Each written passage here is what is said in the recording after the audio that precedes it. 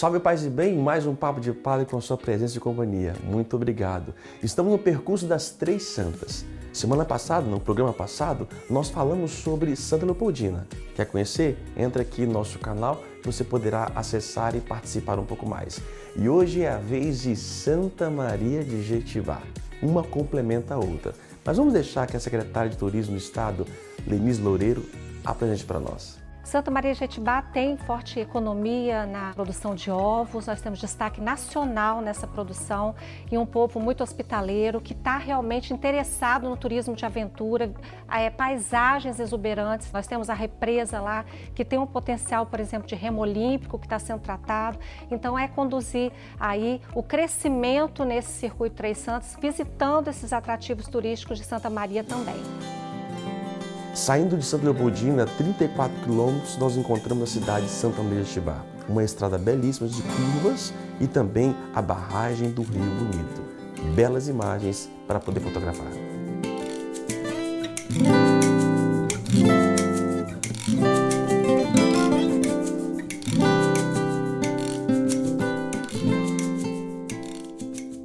O município de Santa Maria de Jetibá foi emancipado de Santa Leopoldina em 1988. Hoje, conta-se com 40 mil pessoas em todo o município, sendo que 15 mil vivem na sede, o restante no interior. E é lá para o interior que vamos começar a nossa peregrinação, conhecer um pouco mais a presença religiosa que começou com os católicos. Estamos hoje a 12 quilômetros da sede de Santa Maria de Jetibá, na primeira igreja católica da região. Quando começa a igreja? Qual a história dela? A história dela é que ela começou lá em Belém, 1875. Então, primeiro chegam aqui os alemães. Os alemães. Com a fé católica. Isso aí. Só que depois, com a chegada de mais 3 navios que tinham chegado na época... Aí que chegam os pomeranos. Chegou os pomeranos, mas já tinham. A fé deles, no caso, luteranos. Luterana. Aí chegaram e se agruparam lá naquele redor, então ficou assim, os católicos espremidos no meio dos luteranos. E os próprios filhos do Matias Baus, tinham família lá, que mora em Belém, até hoje tem gente que mora lá, eles casaram com pessoas luteranas. Os filhos depois vieram para cá, construíram terras para aqui para cima, né? E aí que em 1906 quis construir essa igreja. E aquela igrejinha que ficou em Belém, existe ou não? Não. Foi destruída? Foi destruída porque ficou lá só uma torre do sino, que o sino que ficou pertencendo ao um irmão mais velho lá, e os outros vieram para cima e construíram aqui. Tem uma rixa essa família Baus de lá com as de cá, na época. Porque isso foi então eles dividiram, os outros trouxeram uma parte da igreja para cá e o outro ficou com o sino. Aí um certo dia falaram, isso está lá abandonado na casa do papai, do vovô lá, nós vamos lá buscar isso. Juntaram a tropa de animal, marcaram o dia, foram lá, pegaram esse sino. Então vamos ver esse sino aí que foi roubado. Entre aspas, estava em família, não estava em família? Tudo em família. Tudo em família, então tudo não é roubado não. Mas assim, eles falam roubar.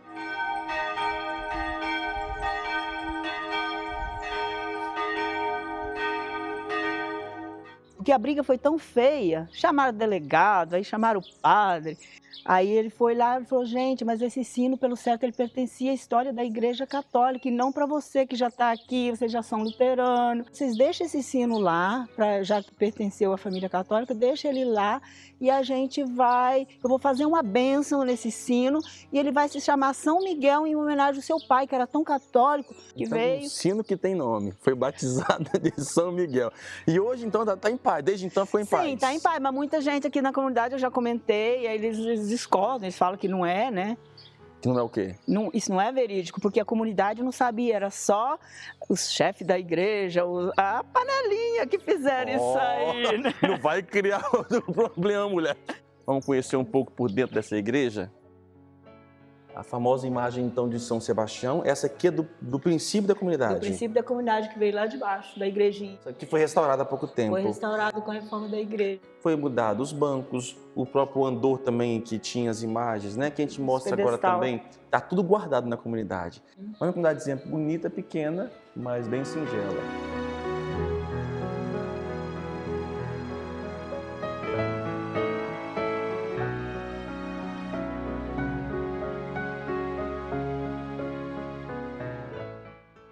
Olha aqui, mais uma vez, esses elementos do confessionário antigo, né, que hoje está em escassez em nossas igrejas. Não a confissão em si. O fiel, a cadeirinha do padre e aqui o fiel ajoelha. Pode confessar, vem pra cá, vem cá, vem aqui. Você anda muito pecador, viu, filho? Isso, volta para a igreja. Deus te abençoe. Muito legal isso. Eu vivi na Igreja Velha. Como é que era a Igreja Velha? A Igreja Velha era bonita, muito bonita, tudo era feito de tauba. Eu fui batizada na Igreja Velha e fui crismada na Igreja Velha. Foi um choro, porque desmancharam a Igreja Velha.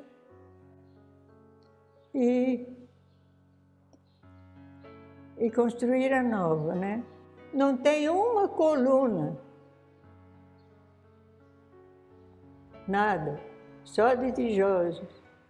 Ich hab ein Kamerad, einen Besse findest du nicht. Die Trommel schlug zum Streiten, ging in meine Seite, als wär ein Stück von mir, als wär ein Stück von mir. Essa canção, ela é Meu Bom Camarada, Meu Bom Companheiro. Ela é uma canção que o significado dela é o amigo, os amigos que vão para a guerra e que lutam juntos. Aquele cara que está do lado em todo momento da batalha. E uma parte que diz que ele escuta um tiro, não sabem quem vai atingir, se é no companheiro ou nele. Quando ele olha para o lado, ele vê o companheiro caído. Ele ainda quer lhe estender a mão, com o gesto de amizade, o companheiro caído, e fala no final dela, meu companheiro eterno, meu bom companheiro. Falar de Santa Maria de Itibá é falar também dos luteranos ou dos pomeranos. 60 a 70% da população professa essa fé, que vem de origem dos colonos pomeranos. A Pomerânia ficava numa região entre a Alemanha e a Polônia, não existe mais.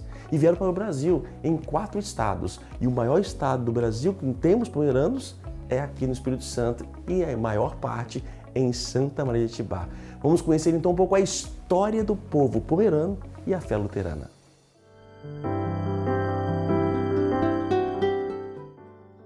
E a primeira igreja luterana da região. O município de Santa Maria de Itibá, dos 40 mil habitantes hoje, 65 a 70% professam a fé luterana. Onde em 1872, então, a primeira família luterana veio até São Sebastião, ali embaixo de São Sebastião, e seguiram-se a essa família várias outras famílias.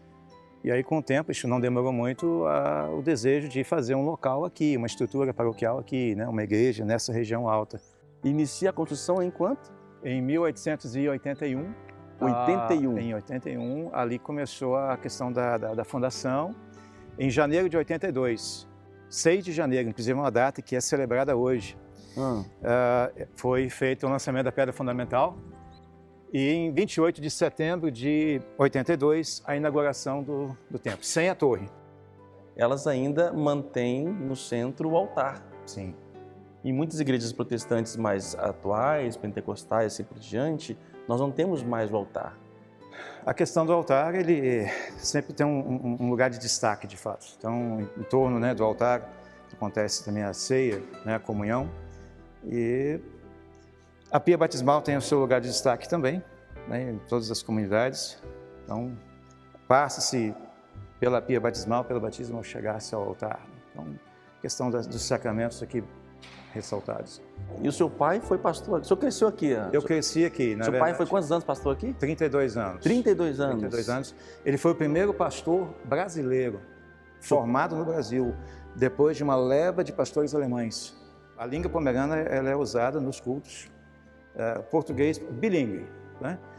Inclusive, a liturgia, ela também prevê momentos de liturgia alemã. O pomerano entende alemão ou não? A gente tem que lembrar que a formação dessas pessoas de meia idade acima, daquela época, nas escolas, o Deutsche Schule, que se falava, né? Deutsche Schule, isso era tudo em alemão. Os pastores alemães davam essa formação, né? Uhum. Então, eles têm isso muito forte ainda. Já soube da história do sino que já deu pano da manga. Sim. Mas, no geral, assim, hoje a gente tem uma relação muito bacana entre luteranos e católicos, né? Então, aqui, por exemplo, na nossa região, tem uma relação de bastante respeito. Aí veio a discussão de construir essa igreja aqui. Aonde vamos fazer? Vamos comprar uma parte de terra, mas aí a disputa, então, aonde que vai ser, onde que não vai. Inclusive, entre os próprios luteranos, a tensão, então, ou São Sebastião, ali, ou a região de Caramuru, que também tinha várias famílias. Ninguém queria subir o morro, né, para ir até no outro lugar, nem de lá para cá, nem daqui para lá, então ficou estrategicamente esta igreja aqui, esse templo construído realmente aqui, no alto do morro, para poder apaziguar. É o chamado talar, é a veste tradicional, por assim dizer, histórica, luterana, que acompanha então o peitilho, dividido em duas partes, lei e evangelho. Eu normalmente, a palavra de bênção, a gente dirige ela em português, tá? Mas existe também a versão dela em alemão. In deze Kirche vertellen we immer, Hübel wie alle top over Gottes Wort. Wat Gottes Wort bedeutet, we hebben zijn boodschap. Und das ist aus allen eine sehr gute Freude, dass wir das machen können. Wenn durch diese Bibelwort, da wir unser Glaube immer stärken, unsere Hoffnung, unsere Verlassung auf Gott, dass wir so immer weiter da und immer wieder frisch gerieben, dass unser dreieiniger Gott immer dicht ist, immer bei ist, dass uns jeden Tag immer wieder vorgeht, dass uns immer stärker geht in unser Glaube, dass wir so immer alles mitmachen kriegen, jeden Tag ein Stück Wege. Und immer weiter, dass wir nie allein sind. Nein, er ist immer bei uns und mit jedem Mensch allebei. Porque alguns no mundo protestante, na fé protestante, alguns têm a cruz que não se coloca, não se faz. Como é que é isso na fé luterana? Por exemplo, a tradição católica tem, né, o gesto. Tem coisas que nós, como luteranos, não temos a prática, tipo assim, o costume, ou enfim, de fazer. Mas o sinal da cruz, sim, ele é presente, ele é feito, né, nas celebrações, né, ele é universal, eu diria quase, né? O jeito dos católicos é apenas, às vezes, um pouco diferente de fazê-lo, né? Feito isto, toca-se um prelúdio, né, normalmente pelo harmônio, né, e aí, na sequência, tocam-se os sinos, né, são 2 sinos aqui na torre. Eles tocam tanto no início do culto quanto também depois a despedida. E aí a gente se dirige à porta da igreja, normalmente, né, antes da pandemia, e cumprimentamos os fiéis. Os fiéis, cada pessoa que esteve participando do culto. Também faz parte da cultura e da fé luterana nas igrejas o sino. Esses sinos são de 1884. Vieram da Alemanha de barco até Vitória. Em Vitória, pegaram um barquinho, subiam até Santa Leopoldina. E de Santa Leopoldina para cá, trouxeram no ombro. Esse aqui, 330 quilos. O de cá, 240 quilos. No sepultamento, como é que funciona? No sepultamento também. Nós temos o cemitério aqui na área da comunidade. Então lá tem uma lâmpada, aqui tem outra, um interruptor. Então, no momento específico em que os sinos badalam, então é feito, liga-se lá, acende-se a lâmpada aqui, o sineiro então sabe que é o momento de poder. De bater. Mas é a hora que tem que estar enterrando? Não, tem um momento que o corpo chega, ali, toca-se. Depois, na hora de baixar, né, na sepultura, toca-se também. E no final. E pensar que aqui não tem cimento, é pedrinha e barro. Aqui, típico, aqui nós temos... É um biscoito? É um biscoito? Como é que chama? Tem bolo, até um bolo, mas... Um bolo. Chama bolo ladrão. Bolo ladrão. É muito gostoso, então as crianças iam e pegavam, então falavam, que só gente tem espírito por bola, lá vai ladrãozinho, lá vai ladrão. Aí, bom, hein? e dá para roubar um bocado. A 35 quilômetros da sede, nós temos na Vila de São Bento um belo sítio, o Sítio Vida. Lá você poderá explorar um pouco o turismo de aventura, trilhas, montanhas e muito mais. E a paisagem é de tirar o fôlego. Aqui nós temos a oportunidade de subir a Tobata, a aventura pura, para poder ver a pedra, um pouco a pedra do alto do Garrafão. Pena que o tempo está um pouco coberto, mas ainda assim, já que estamos aqui, bora para cima.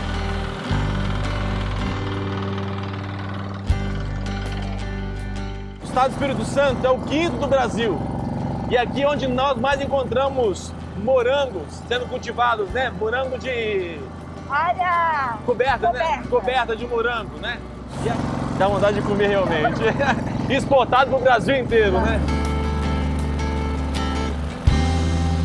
Mas olha só, plantação de morango, o pôr do sol. Deus quiser, vai pegar a pontinha ainda e tem um balanço. Esse balanço eu vou. Atrás de mim aqui é a Pedra do Garrafão. Aqui começou Santa Maria de Atibaia. Foi construído aqui um deck para poder ver a vista. Tem possibilidade de tirar fotos. Olha que mirante do lado de cá ainda. Isso aqui num tempo, claro, com certeza. Se agora já está espetacular. Vem cá. Olha que balanço. Você tem coragem?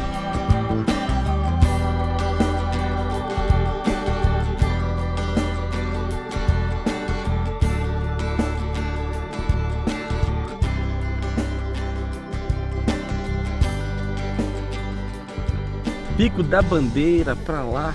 Olha que interessante. Aqui nós temos Invejada, Minas Gerais e muito mais. Uma coisa que poucos conhecem. Uma linha imaginária. Santa Maria de Atibaia. Domingos Martins.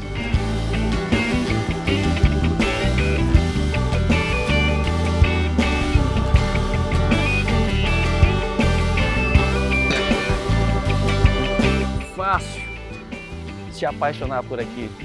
Santa Maria de Atibaia já está no meu coração. De volta à sede, nós temos 2 lugares importantes a serem visitados. O Museu Luterano e a segunda igreja luterana, que vale a pena conhecer. Muitas histórias, vestes de casamento, a cultura um pouco pomerana, é ali que você vai encontrar. Nós visitamos a primeira igreja luterana aqui da região, de 1881, que foi começada a construção dela. Isso.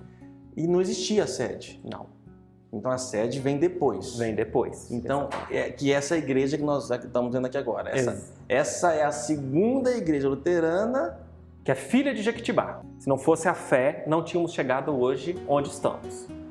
E quando eles começaram a colonizar essa região, que era conhecida como Vale do Santa Maria, porque o rio Santa Maria passa ali embaixo e estamos exatamente num vale, a necessidade de ter uma casinha de oração e uma pequena escola era importante, porque toda a comunidade nasce dentro de uma escola.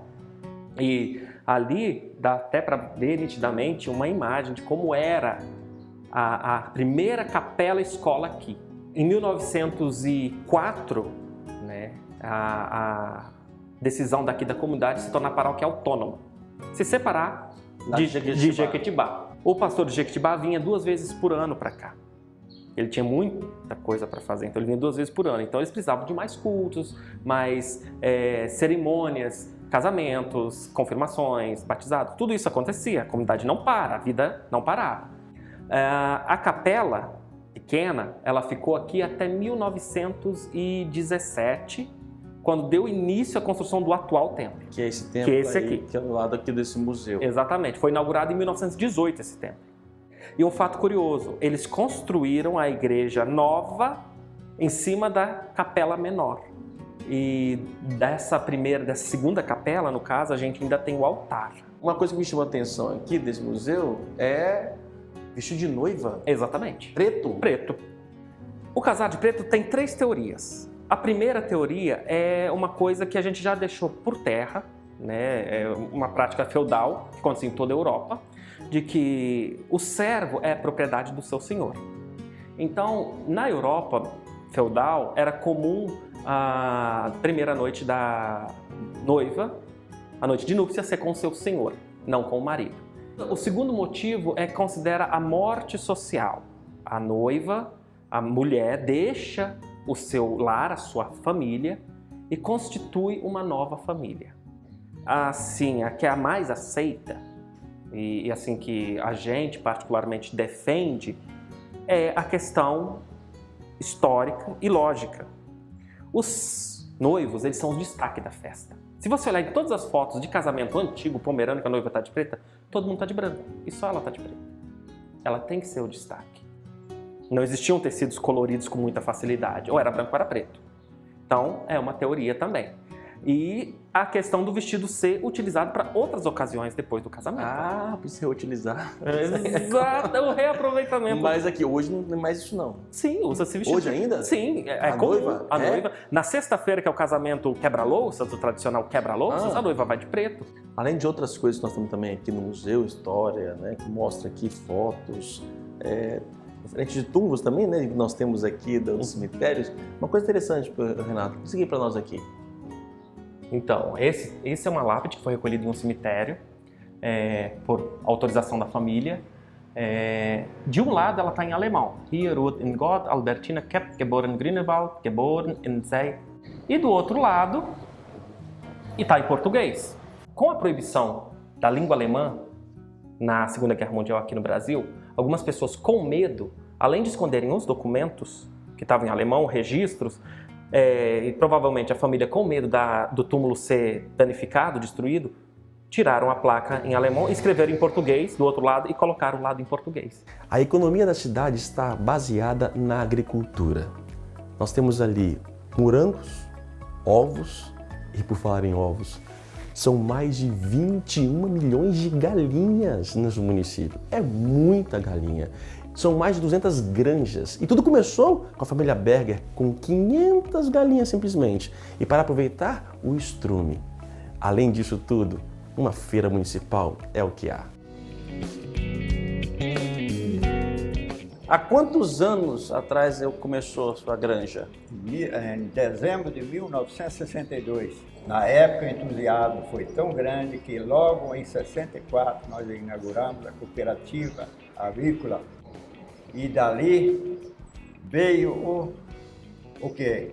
O entusiasmo pelo estrume, ou adubo orgânico da galinha. Isso trouxe um benefício para nosso lugar e essa alegria eu pude dar a meu pai.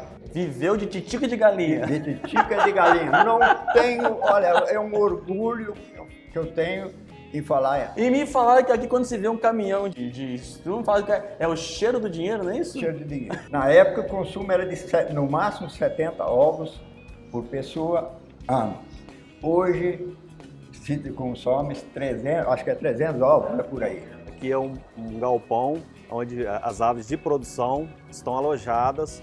Aqui vai ser colocado o ovo, que depois vai ser coletado e levado para dentro da sala de classificação. Aqui, cada galpão desse, 90 mil aves.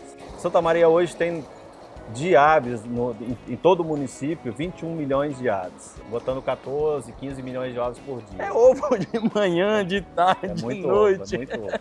São quantas por cada caixinha De dessa? 10 a 12 aves por gaiola. E daqui ela come a ração, Tem a água. o ovo já cai aqui. Cai na esteira, que a esteira leva para dentro da cascadora. As fezes da galinha caem também na esteira, que uma vez que A cada 2 dias ela é recolhida e levada para uma compostagem, onde que é feito o tratamento para depois ser vendido. aqui tá o cheiro do dinheiro. Dizem que é isso. O bom de uma cidade que você visita, um mercado municipal, uma feira, olha só, produtos todos aqui da região, do interior da cidade, biscoitos caseiros, bolos. E olha a quantidade de legumes, de frutas. Gente, tudo natural, tudo sem produtos. Boa tarde. Que coisa maravilhosa. Esse cheirinho de terra, que foi colhido agora, isso não tem preço. Olha, chegamos quase no final da feira, mas tem que vir logo, porque senão os feirantes eles comem tudo. Tá vendo aqui, ó? Ele vai comer o estoque todinho. Pode pegar aqui? Pode pegar aqui? Ô, misericórdia, peraí.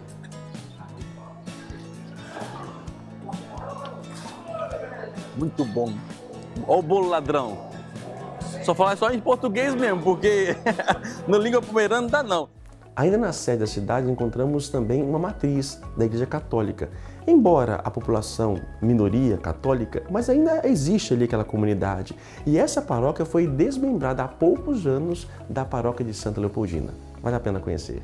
Padre Atalmir, né, padre diocesano, está um ano está aqui na cidade, não é isso, padre? Um ano. E o que tem de história aqui, padre? Desde o século, né, pelo menos nos diz a história, do século XIX, que veio, né, foi entregue aos padres do Verbo Divino, né, os padres verbitas, e depois, já logo recente, os pastores pediram, o povo pediu, né, o povo católico, pediu que os pastores pedissem, né, também essa assistência da Igreja Católica aqui, os católicos que aqui viviam. Hoje, aproximadamente, segundo o último censo, nós temos aproximadamente 20% da população católica. Muito tranquila, né, a nossa vivência aqui, né, juntamente com os nossos irmãos luteranos, os pastores, todo o povo de Deus. A instituição da paróquia foi em 2007. Né, tem 13 para 14 anos, agora vai fazer no mês de dezembro. Porque antes ela pertencia aos verbitas. Aos verbitas, a comunidade, né? A paróquia Santa Leopoldina. Santa Leopoldina. Então, tudo é Santa Leopoldina que tomava conta de tudo aqui. Sim, de toda essa nossa Mas região. não era paróquia aqui, não? Não era paróquia. É interessante que estamos aqui no centro da cidade, da sede, e os poderes aqui estão reunidos, né?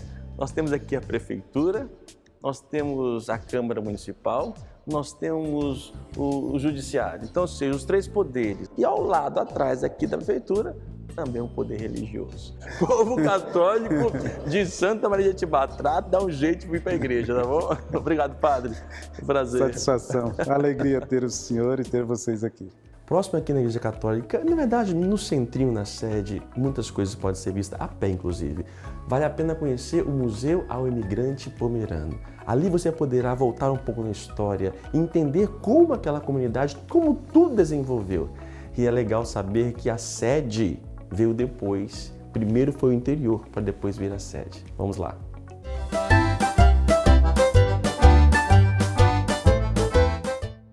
Nós temos aqui várias peças, inclusive réplicas de propriedades que tinham aqui antigamente, propriedade dos pomeranos. Então esse museu tem essa característica, trazer um pouco para o visitante, para o turista local, a visão de como era. 1918 não tem nada. Nada. Algumas pequenas casas aqui, propriedades, o estacionamento. Todas as igrejas têm estacionamento, olha aqui. E diz o pastor lá de Jequitibá que tinha um lugar de cada família. E ai de quem estacionasse o seu cavalo, o seu jumento, em outro lugar. Exatamente. Literalmente, cada um tinha o seu toquinho de amarrar jegue.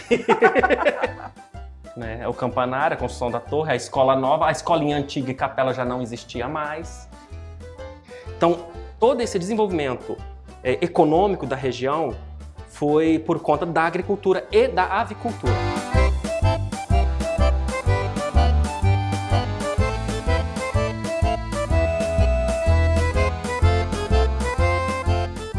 Interessante, de cada cidade a música faz parte. Vimos a vitrola, olha essa caixinha de rádio aqui, olha. E olha que legal, até eu tô emocionado. Olha aqui, peraí, deixa eu parar aqui. E aí?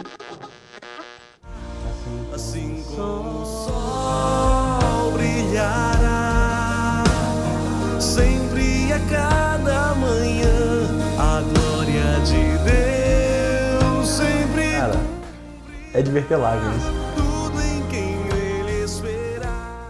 Ir a Santa Maria de Etibá é ir à cultura pomerana alemã e vale a pena aqui visitar. E olha, e não deixar de comer o ovo. É de manhã, de tarde, de noite, com um suquinho de morango ali do lado. Valeu a pena, muito obrigado pela acolhida da cidade. E semana que vem nós continuamos com mais e encerramos as Três Santas com Santa Teresa. Espero você, até mais.